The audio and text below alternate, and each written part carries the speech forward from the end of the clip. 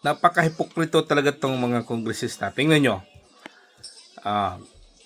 Sila talaga yung may gustong pasalitain si Sek Dizon.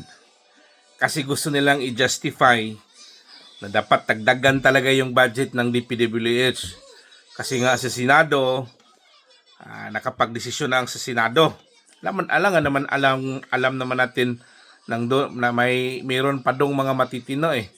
Sila Senator Alan Cayetano, Marcoleta, bubuking sila doon eh. Pero ito mga kongresista, di ba? Atat na atat sila.